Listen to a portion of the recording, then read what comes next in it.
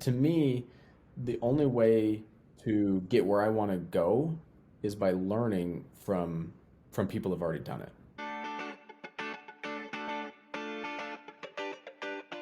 Hello, everybody. Welcome back to Commercial Real Estate Secrets. I'm your host, Austin Hare, and our guest today is Dr. Loren Israelsen.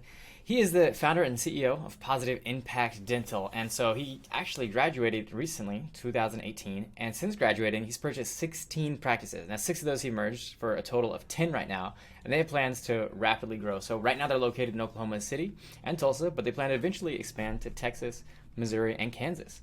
So, Loren, great to have you on the show. How you doing today? Yeah, and I'm doing great. Thanks for having me on, Austin.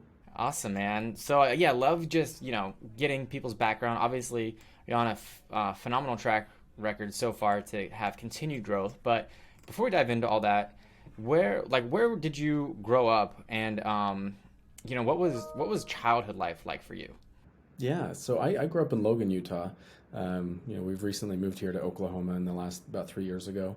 I grew up in Logan, Utah, in a small town. Grew up on a farm. Decided I did not want to be a farmer. When I grew up, I did not enjoy, trekking through 2 3 feet of snow and 5 a.m. and going out and feeding the cows and the pigs and the sheep. So, as I decided that I was going to become a dentist and a real estate mogul after reading Rich Dad Poor Dad and all those other awesome books. So How old were you when you read that? I think I was probably 21 by the time I read that book. I bet I was almost that exact same age too when I read it. It's really funny. Yeah, life-changing book. Yeah, it is. And I think it hits certain people the right way. So it doesn't resonate necessarily with everybody, I think, but I think there's obviously that certain entrepreneurial personality type that it does resonate with. So, backtrack even a little bit further. Like, was there any entrepreneurial experiences that you had, like, as a kid? As an example, we used to sell golf balls, and then I used to like try and win the award for who could sell the most candy bars in elementary school, stuff like that. Like, did you have any experiences? Warren Buffett sold newspapers as an example. Do you have any experiences early on that you had a knack for, maybe starting businesses or making money or just doing things a little bit differently? Yeah, and well, I guess my parents, growing up on the farm, it was expected that you were working, right? It was expected that you were as part of the family and you're working, and we didn't get a an allowance or anything like that. So in order for me to have money to spend what I wanted to spend, I had to come up with business ideas, and most of it revolved around stuff on the farm. Like raising rabbits. I raised 50 plus rabbits a year, and then I'd sell them at county fairs, or I'd sell them to people that were looking for pets, for Easter or whatnot. So I'd have different business ventures on the farm with the different animals we had. We'd raise animals and take them to the county fair. So you buy an animal for 100 $150, and then raise it throughout the summer, and then you'd sell it at the auction at the county fair, and hopefully you could make $800 $900. So things like that, going around the community, and mowing lawns and doing other chores for people to make a little money. But I didn't have a lot of entrepreneurial experiences until I was 18, 19, 20, and I saw my brother build a business. My brother built a pest control business, and I kind of watched that journey and decided that's really what I wanted to do. I loved the I love the risk. I've always loved setting a goal for myself and then kind of shooting for that. And I love that ability that he took. He took this risk. He set this goal. He went out and built this awesome, business for himself. So I saw that, and that kind of kicked me off into, my entrepreneurial journey as I started to research business. As a pre-dental student, I didn't go the traditional route and do a science bachelor's degree, biology or chemistry or anything like that. I did a business degree for my undergrad because I wanted to learn. I knew I wanted to be a dentist, but I wanted to learn, what do I need to do to become that entrepreneur, to become that business owner, so that I can be successful, because I knew that's what it was going to be. So that was probably my first really foray into the business and entrepreneurial side of things, was watching my brother and working with him in his business, which was a great example to me and something that I'm grateful for to today, seeing that example and seeing somebody take a risk, seeing somebody dive into the unknown and figure out how to make something successful. Does he still have that business today? He does. He does. That's cool. Is he doing well with it? Yeah, so they started in Pennsylvania. I worked for him. So part of my journey to get to where I am today was I worked for him in my undergrad years. So every summer, from May through August, I would go to Pennsylvania. I was going to school in Utah. I'd go to Pennsylvania, and I'd go and knock doors all summer, all summer long, from like morning until 7, 8, 9 o'clock at night. I'd knock doors and sell people pest control services and get them signed up on a 1 year contract, 600 bucks for a 1 year contract of pest control services. So I did that every summer, and during that time, he expanded from Pennsylvania to New Jersey to Delaware, Maryland, and now he's set up a company in Utah and Colorado. So he's expanded to multi states, making a good amount of revenue and really living his best life and loving that. And so I went out and I did that with him and was able to make really good money. That kind of pushed me. My goal doing that work, you could make good money. I was able to, on average, make between $70,000 to $100,000 every summer. Wow. Part-time work for full-time pay. Yeah, well, I mean, it almost did become a full-time job because you're working 10, 12, 14-hour days all summer. And so it was hard work, and it was definitely a motivation to get into dental school and not have to continue to bust my butt like that. It was a means to an end.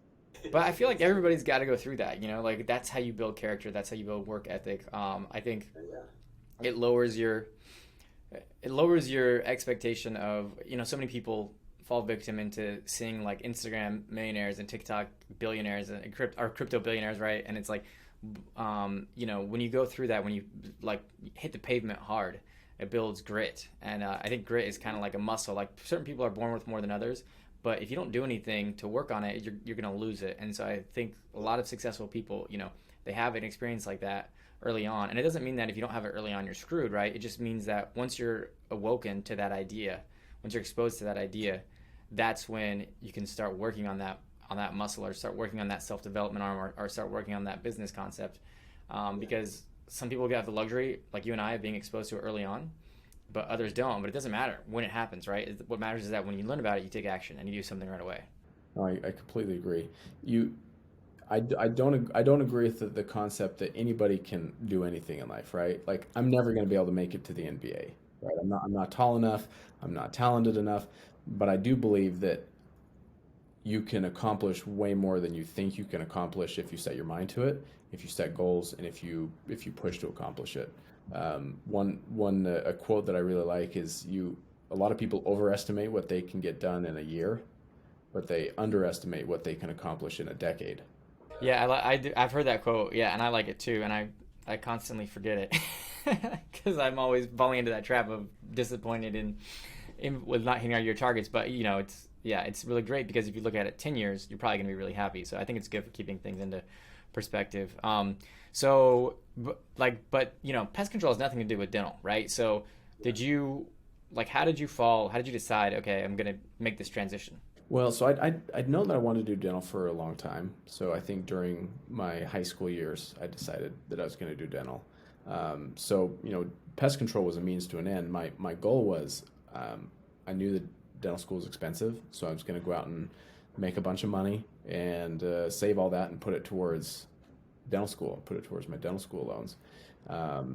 Luckily, I read the book Rich Dad Poor Dad, and I was like, maybe some of this money that I've got sitting in my account here, rather than putting it towards dental school, maybe I should buy some real estate. And at the time, I think it was 2010, 2011, somewhere around there, the market was still pretty depressed with real estate, and so I was able to buy, I think, 3 or 4 properties the first 2 years after doing my gig doing pest control sales. So were you using like was your income W-2? Like did you use a W-2 income to get secure the financing to get residential properties? Because a lot of times the banks they don't like even if you've got enough money to buy the house in cash, they don't care, which is ridiculous, which is crazy, but they want to see that you have a form of income. So like how did you cross that bridge? Yeah, so I was 1099, so it was hard. So it would have been 2 years after I started, I guess, because that is a good point. Because that was my first property, I think cost me 50 grand, 55 grand or something like that. And I even had a hard time getting a loan for that.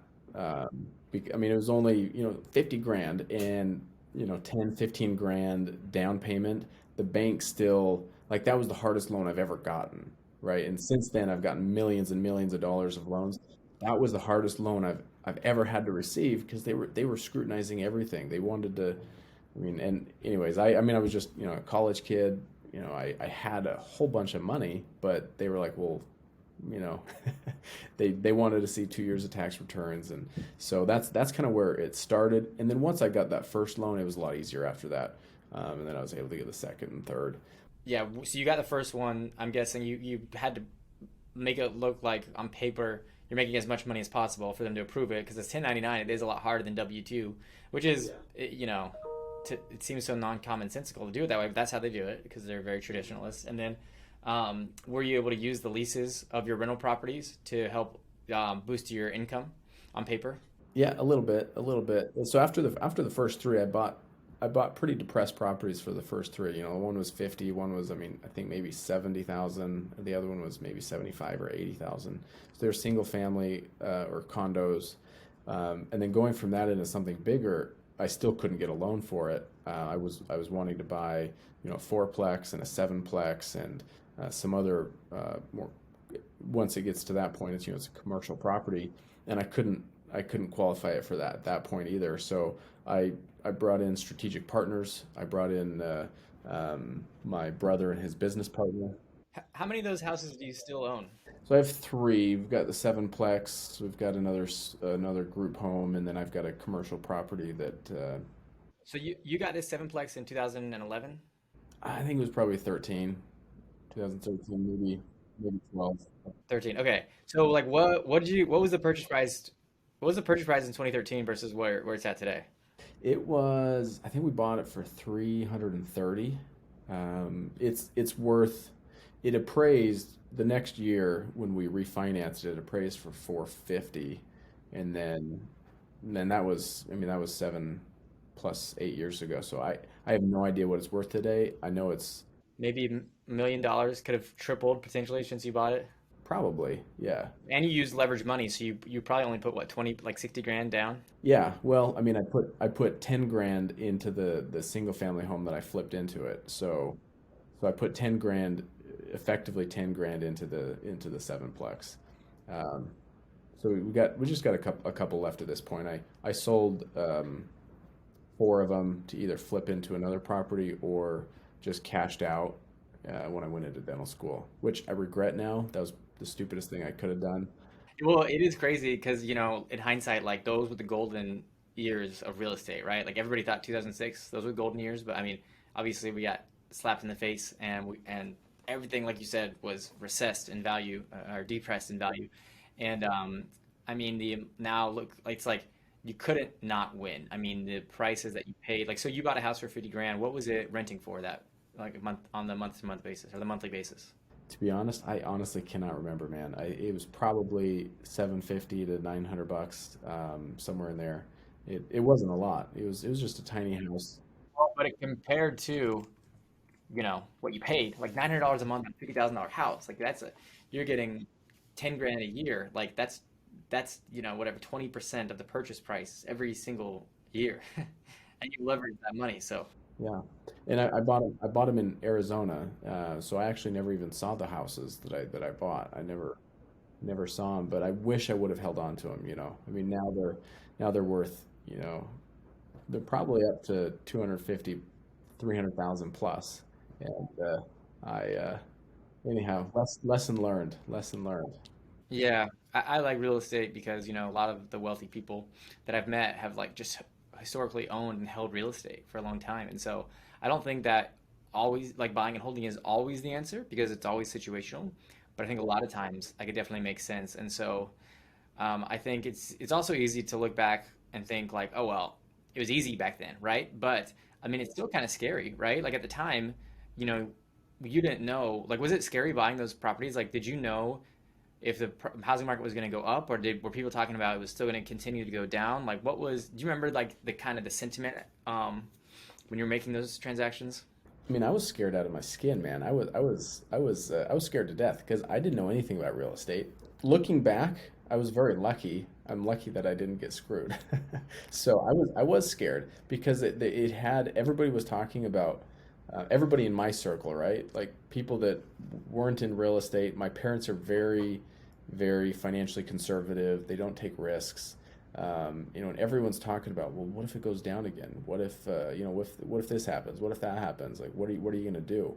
And so for me, it was nerve wracking. And looking back, I mean, it was stupid to not buy more, right? But at the time, I felt like I was jumping off a cliff and building a parachute on my way down. But um, looking back, it was, I should have done more. So, um, yeah, I mean, like you said, hindsight's 2020. Well, I think yeah, the reason I bring it up is because a lot of people that I know, including like some of my inner voices, are saying now it's too expensive now, right? It's not the right time. It's not a good time. Back then, like that was a great time.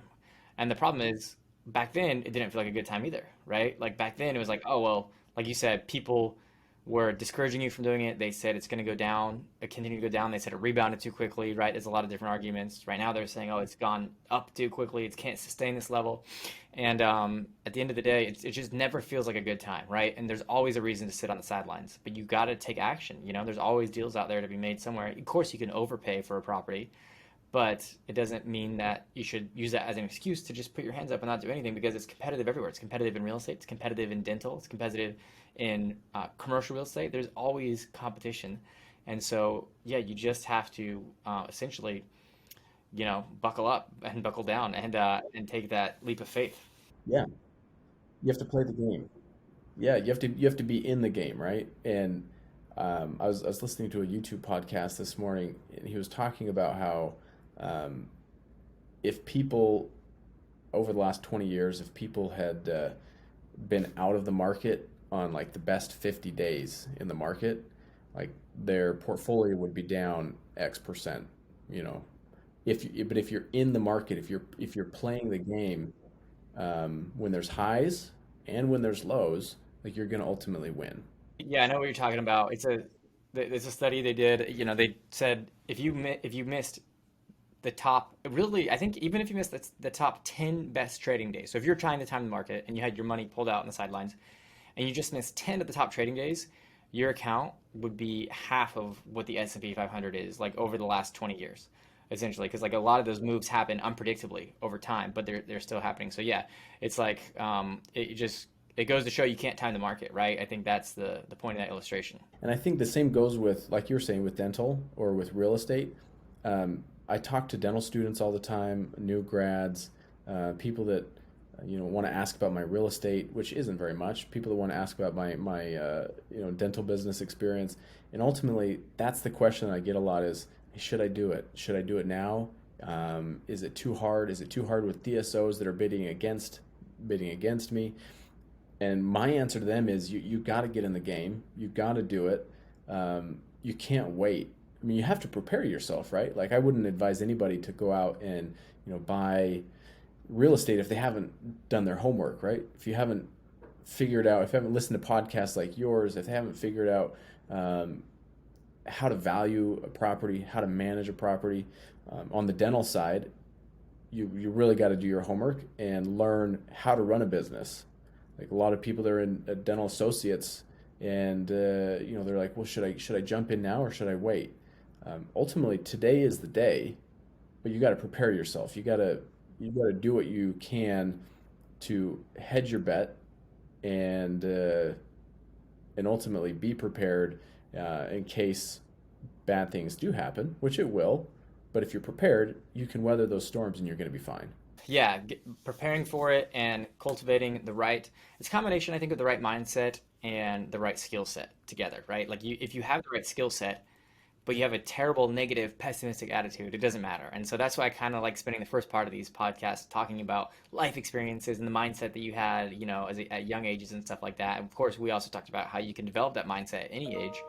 But once you have the right mindset, then now you need the right skill set, right? Now you need the right tools. That's why you went to dental school. That's why you started listening to podcasts and listening to or reading books and doing all those sorts of things because um, like dental school in itself, as you know, is not enough. I mean, that teaches you what to do chairside and clinically, but you're not going to have a successful practice. You're not going to have definitely not going to have a successful DSO. Like you have to be really intentional about the amount that you want to learn and what you want to create. And so it sounds like when you started in dental school, you already had a plan. Like you knew you wanted to have a DSO, right? Yeah, so starting my first year, I can remember it was like 1 month into my first semester.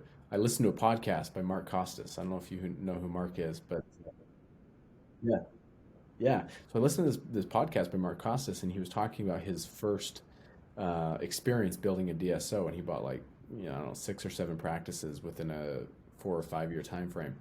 And at that point, like it was this light went off in my brain. I was like, that's what I want to do. Like that's exactly what I plan on doing. So for the next 4 years, I started building out my business plan, studying a ton. I listened to thousands of hours of podcasts, tons and tons of podcasts, and tried to research. And when I'd find a podcast interview that I really liked, and I didn't understand that part of the dental business, I would connect with that person on LinkedIn, or I'd send them an email, and I'd ask them more questions. And I went to a bunch of seminars, CE, to teach myself the business side of dental. And I even helped manage a dental office during my senior year of dental school. An older doc that was, I don't know, he's like 74, 75, didn't know much about the business side of dentistry. So I went in and I helped manage. I didn't do a lot, but I learned a lot. I learned a ton, and gained a invaluable experience from that.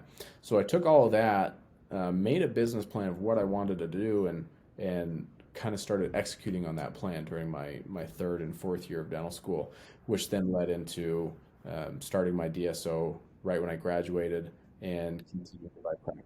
Well, and I think you did something really unique too, which is you directly approached people who were successful and who you looked up to and who could help you because LinkedIn is absolutely a great tool for that. Unfortunately, a lot of LinkedIn gets used for spamming and people trying to sell you services and I get all these messages all the time. But if you can break past all that, I mean, it really is such a great tool. And so I think a lot of people are just scared or intimidated to reach out to very successful, C-level executives. But it sounds like you didn't have a problem doing that. And I think that's an absolutely brilliant way to fast track your career. Yeah, yeah, it's so important to me. The only way to get where I want to go is by learning from people who've already done it, right? And whether that's in real estate or in dental and DSO, I'm very open to asking questions and to talking and to getting advice, whether that's free advice or paid advice, coaches, podcasts. I mean, I think podcasts are one of the greatest things that have come for education in the last 2 decades. The ability to learn from people who have those skill sets or already have those experiences is massive, right? And it's all free. So that's been the biggest part of my success thus far is my ability to reach out to people and get that advice and get questions from answer questions from people who have already experienced those things. Yeah, I think that's a great nugget is don't be scared to reach out directly to the people who you could learn from who are doing what you want to do successfully.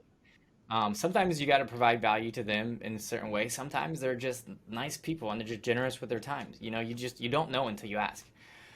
So that's good. And so yeah, you developed your dental plan.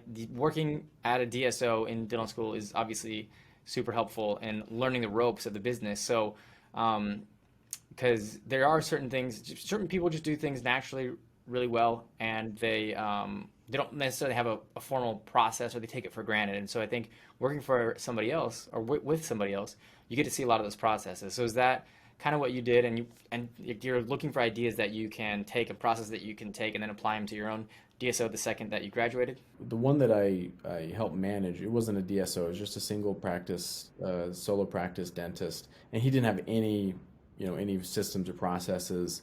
And so I took some of the systems and processes that I gotten from other CE courses, Breakaway, Team Training Institute, Dental Success Institute, stuff like that. I took some of those systems and processes and helped implement them. And I was able to see, number one, I learned that I didn't know anything. I learned a lot that I didn't know, and that helped me further accelerate my growth curve, because then I went out and I found out, I would go out and ask more people, like, hey, this is what's happening here. Like, what do you do in this situation? And so, so I took that, and I think it helped me to, like, the last little bit of what I needed to learn was learning what I didn't know. And taking that and finding a coach. So I hired Jeremy Dixon. I think you had him on the podcast recently. I started out and had 4 practices under contract during my last semester of dental school. 4 practices. I was going to buy 4 within the first 3 months after I graduated. Luckily, I didn't end up happening. I bought 2 of them within a couple of months, and the other 2 fell through and didn't happen, which was probably a blessing, because that would have been pretty crazy for me to buy 4 right out of dental school.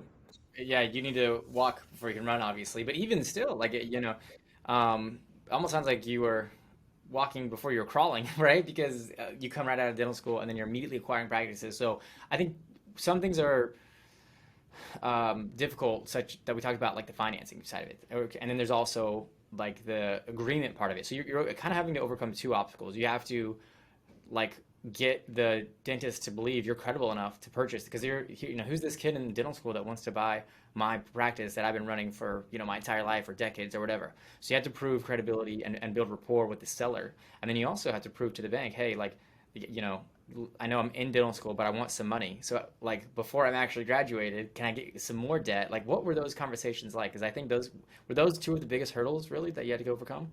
Yeah, well, to start with the dentist side of it, building credibility, I had to ask the right questions, right? And so that came with, just the experiences that I had thus far, and having a coach, being able to ask them the right questions, help build the credibility. They kind of knew that I knew what I was talking about. But yeah, I had to. That's part of the reason why 2 of the practices fell through. It and didn't ultimately end up working out. So 2 failures and 2 successes. Then on the banking side, part of my initial strategy was that I was not going to get bank financing. I wasn't even going to try to get bank financing. So my first 2 practices, I negotiated seller financing, and so that we just barely refinanced those loans out. So the first 2 that I seller financed, we refinanced with the bank. But I was searching for banking relationships while I was in dental school, and I had my business plan written out, and I went to multiple banks, and I interviewed them, and they kind of interviewed me, because I was wanting to find a banking relationship that I could work with long term. So I showed them, my negotiated contracts. Say, this is what I'm gonna do. Like, I'm buying multiple practices as soon as I graduate with seller financing. Once I can prove to you that, I know how to run a business, I know how to run a practice, and I can have cash flow, would you be willing to work with me on financing, further acquisitions down the road? And so I developed that relationship before I graduated with a bank that, they didn't have to take much of a leap of faith, because I didn't get a loan with them initially, but then after 6 months, then we started getting loans with this bank. And even though traditionally banks aren't really interested or willing to give loans to new docs, the first 12 to 24 months, that was part of my business plan, was building that relationship early and proving out my abilities so that I could grow as quickly as I wanted to. Yeah, that's really smart. I think those are smart things to start doing preemptively to pave, set the foundation for that. And so, I mean, at every stop along the way, there's obviously challenges that you got to figure out how to overcome them. It's kind of like, I feel like in life, you grow, you hit a glass ceiling, you figure out how to get past that, and then you grow, and then you hit a glass ceiling, and then you figure out how to get past that. And so, it sounds like the financing is a big part of it, right, from the beginning. Is there anything else that you felt like as you grow? So maybe you got this down, you figured out the seller financing part and then the bank part for those first couple locations, but you got 10 now, and that's a lot of locations. Were there any other glass ceilings that you felt like you hit that were bottlenecking you, and then that you kind of figured out how to solve that problem so that you could keep growing? Yeah, I mean, I think financing has always been a bit of a glass ceiling, and it's going to continue to be a glass ceiling for us and for other DSOs. It's something that you've got to be constantly working on, and so part of what I've done to break that glass ceiling is to try to build the team around me so that I'm not the bottleneck in the organization, right? So that traditionally dentists, they go out and they buy one practice, they do really well, so they say, well, I want to go and buy a second one because I think I can multiply this. And a lot of times they are the bottleneck in the organization because they're the highest producer. Like, cash flow is 100% dependent on them. They're also the marketer, they're also the bookkeeper, they're also the HR director, and everything else. They wear all those hats, which makes it hard to actually grow a successful business. So with the help of my coach, with Jeremy, and with the people that we had on our team, we're always having that conversation of how do we build this so that it's scalable without one person being the bottleneck. So recently, when we went to the bank, and we're looking at renegotiating terms and increasing our access to debt. That was one of the questions they had for me was, hey, you're the dentist. Like, if you're not in the picture, everything falls apart. Why would we give you, X million dollars to continue to grow if you're the bottleneck? And I look back at the CEO of the bank, I was like, no, I'm not the bottleneck, right? Like, from day one, in dental school, that was my purpose, was to build this so that at any point my team can go without me. Like, I'm not saying that I would ever do that, right? But I'm not the bottleneck in the organization. And so being able to grow my team in that way and scale my organization in that way has allowed us to have access to capital that I don't think we would have had otherwise. I don't think we would have been able to grow the way we have without the team structure and the scalability that we've built and we've put in place. So, and that's what helped us to get to past the next glass ceiling and get access to the debt that we need to get to continue to grow.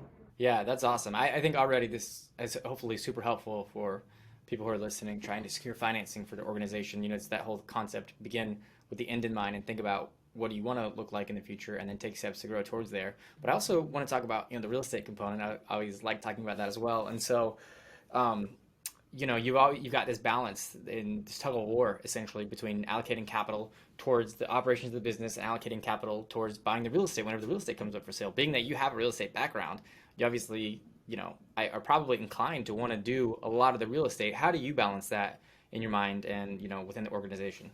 Yeah, I mean, that's still a conundrum that I'm trying to figure out, right?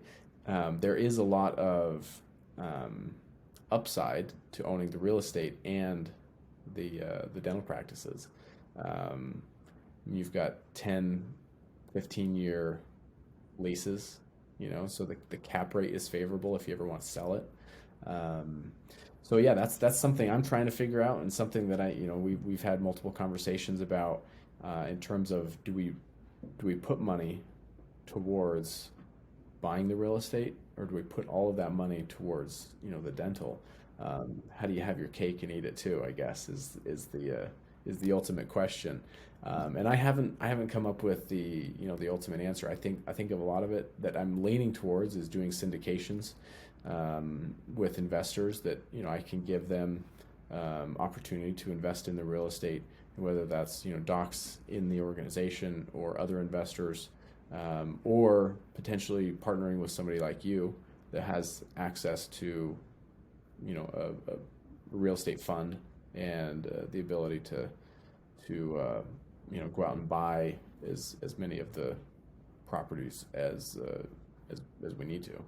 Yeah, I mean, everything in life is a trade-off, right? There's no right and wrong, black and white answers. It's all a spectrum. And so I think that even though real estate is a great investment, if it's not your full-time focus, then your returns on that capital are probably gonna be better on your full-time focus, right? So if you have to choose between buying or opening another practice or owning the real estate, it probably makes more sense in your situation to go open another practice because now you're getting 30% returns, whereas traditionally real estate can return, 10 to 15%, right? And so, but that doesn't mean that it's always the right case. And so, because a lot of times you can do value add things within real estate to juice those returns. And yeah, of course, like we like doing the leasebacks for guys in your situations, right? So we'll do a sale, we'll purchase it, do a sale, lease it back to you. And so some of the benefits of doing that, it doesn't have to be us, right?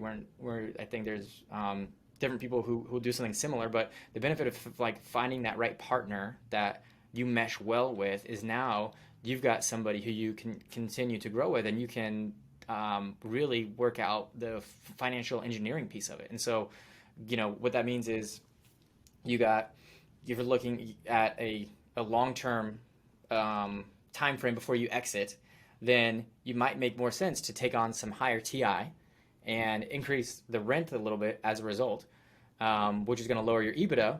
But that capital from the TI allows you to scale faster with more locations. On the flip side of that, if you're looking to exit really, really quickly, you might say, hey, I want no TI. I want to get the rent as low as possible and the EBITDA as high as possible. There's also things that you can do with the lease structure, sometimes there's a benefit to signing a 15-year, right, that you can work out collectively. Sometimes you might just sign a 10-year or whatever. But like having that partner where you can structure all these, and those are just to name a cute couple, but structuring all these different things to really create a winning scenario that real estate is no longer going to be your bottleneck for your growth. And it sounds like you guys are doing a great job growing and scaling. And so for everybody who is listening and they like what you're doing, or they want to get in touch, they want to learn more, they want to find out about you guys, what's a good way to do that? Yeah, so you shoot me a text, give me a call.